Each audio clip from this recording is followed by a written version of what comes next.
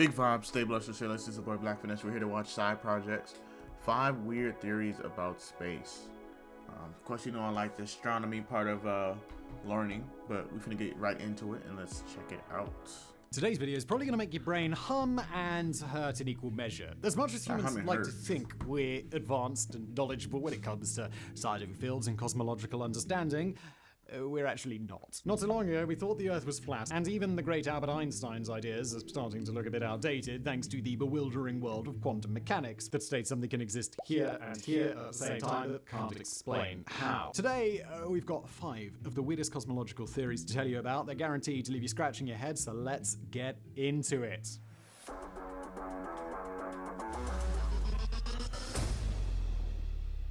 Alright, let's get it.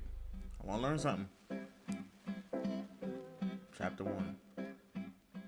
One of the most intriguing, controversial, and plain mind-bending cosmological theories is the multiverse hypothesis, which suggests the existence of multiple universes beyond our own. Now, bearing in mind that our own cosmos includes around 350 billion galaxies and the observable known universe spans somewhere in the region of 94 billion light-years, the notion that this might be just a single speck in the much larger multiverse is enough to make your head spin. You might think this is a pretty new, radical idea, but it actually originated from a few ancient Greek philosophers, namely Leucippus and Democritus in the 5th century. Ideas that were gradually added to and expanded on over the coming centuries. The term multiverse was first actually used by American philosopher and psychologist William James in 1895, and the idea gradually inched its way into the collective cosmological consciousness. However, it remains a deeply polarizing idea. It's difficult even to start to get your head around the multiverse hypothesis. How can we even picture multiple gargantuan universes? I'm thinking like one of the most common and probably easiest. I think my idea of multiverse would stem from mainly just the galaxies, because I'm pretty sure there are other life forms. There are other life forms in other galaxies. Like, now the multiverse is like the universe is already way too big. Like I couldn't really fathom the amount of beings in different universes. I already think there's a bunch of beings are in different galaxies, but in different universes kind of confuse me because like the universe is already way too big. Like, it's kind of hard to images to process is like a children's ball pit, where each ball in the pit is a different universe, or perhaps billions of individual bubbles floating through a giant room is a better way to think about it. That could be like children's on a religious standpoint. That could be God. Like everything else we will discuss today, there's absolutely no evidence to suggest that the multiverse theory is correct. Still, there are certain problems with current and established cosmological theories that might give it some weight. Let's start with the Big Bang. Most scientists, cosmologists, and just about everybody else accept the theory that our universe was created thanks to a mighty explosion around 13.8 billion years ago. A trillionth of a second after the event, the universe was roughly the size of the Earth to the Sun, but it grew rapidly in the first few seconds, faster than the speed of light, according to some calculations, before slowing down, though it is still expanding. That all sounds perfectly reasonable, but what existed before the Big Bang? One component of the multiverse theory is that our Big Bang was one of many that have occurred, with each setting off growth that eventually spawned its own universe. Another idea is that the Big Bang created many bubbles that burst from it and have been evolving independently, possibly with their own physical laws and realities. Proponents argue that this could explain the fine-tuning of physical constants and why fundamental laws are ideally suited for life to emerge. Suppose there is an infinite number of universes. In that case, there must also be an infinite number of atom and particle combinations, the overwhelming majority of which cannot support life, but the tiniest number can. Chapter 2, what's up? So, are we living in a computer program? If you think that's wobbling into the strange and wonderful world known as lunacy, you might be right, but then again, maybe that's just what you're programmed to think. The simulation theory proposes that our reality, including the entire sometimes I've always thought I was in a simulation, is nothing more than a computer simulation created by an advanced civilization or higher beings. This might sound like a cosmic conspiracy theory straight out of the Matrix, but much of it has its roots in a paper published in 2003 by an Oxford professor, Nick Bostrom, titled, "Are You Living in a Computer Simulation?" The simulation theory does sound utterly preposterous. Yeah, I mean, because the only reason why it sounds that way is because Like, why would they want us to think at the very least, accepted that this isn't a theory that we should just dismiss out of hand. At the heart of the simulation theory lies the hypothesis that an advanced civilization, possibly far more technologically adept than ours, has developed the capability to create simulations of its reality. These simulations could be so intricate and lifelike that the simulated beings, that's us, within them, might believe that they live in a tangible physical universe, unaware that it's all just a fabrication. Those supporting this theory point to the rapid advancement of virtual reality and computer simulations. Just like how we're doing that with games. Of course, the likes of The Sims and Minecraft are still a world away from this, but isn't it logical to believe that at some point our computer game characters will become so advanced that they will essentially be able to think and do things for themselves, just like humans do? Knowing where to stop with this theory is difficult because it can begin to get pretty fantastical. Are we actually the simulation of a master race that lived on Earth millions of years ago but evolved to the point where they don't exist in the same way that we do? Are we programmed participants in a game created by a single omnipotent player? Could that even be who some people think is God? And then there's the idea of what is reality. And for that, let's take a look at a quote from theoretical physicist David Bohm. Reality is what we take to be true. What we take to be true is what we believe. What we believe is based upon our perceptions. What we perceive depends on what we look for. What we look for depends on what we think. What we think depends on what we perceive. And what we perceive depends on what we believe. What we believe determines what we take to be true. What we take to be you said one thing and came back the other way. I think I got the point. Now I just got confused. The white hole theory. Oh yeah. If you're the idea of black holes was confusing mind-bashing theory, well, welcome to the world of white holes, where everything happens in reverse and cosmology becomes even more bewildering.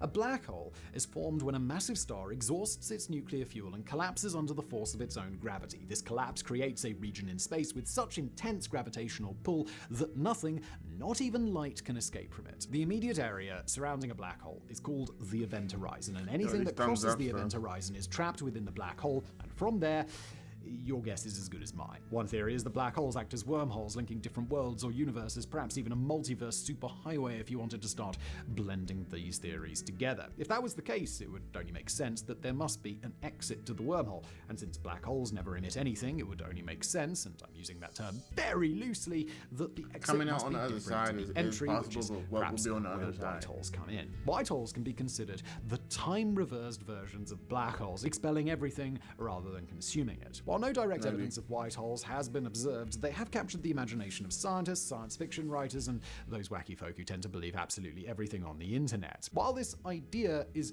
very much theoretical, it was predicted by Einstein's theory of gravity, although his notion of a singularity within a black hole where nothing could pass would seem to dampen this idea, along with its connection to wormholes. But I mean, who knows? Even Einstein's theories are now being questioned by quantum mechanics. Are white holes the key to time travel or parts of the intricate fabric of space-time? We'll leave the white hole theory with one final mind explosion. While there is no evidence of white holes, one idea seems to fit the criteria. What if the Big Bang was the result of a white hole? What if everything that has been spewing out from it for the last 13.9 billion years came from a completely different area or another time? But then again, that's years ago though. But then again, can warp space-time. Black holes can warp space-time. The big splat theory.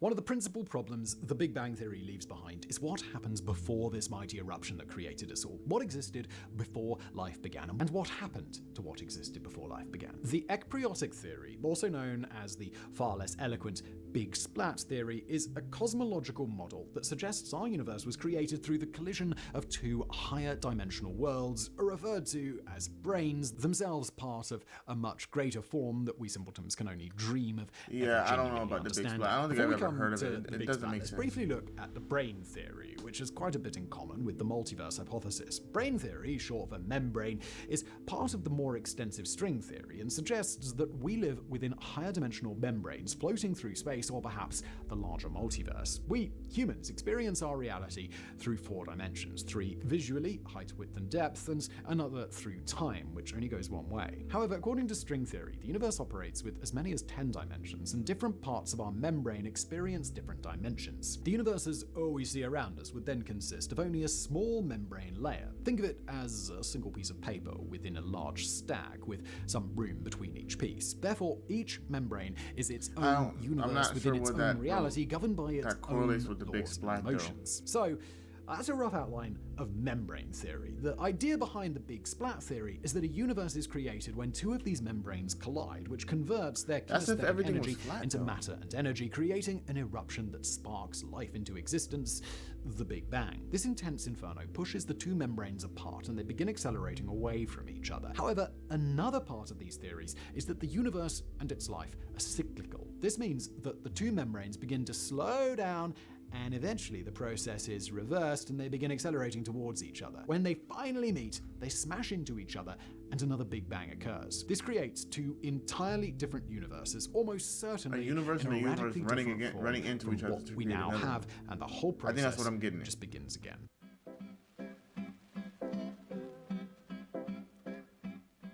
Every few years, an excited ripple emerges from those tasked with scanning the skies for extraterrestrials, usually accompanied in the papers by a rather dampening warning not to get our hopes up.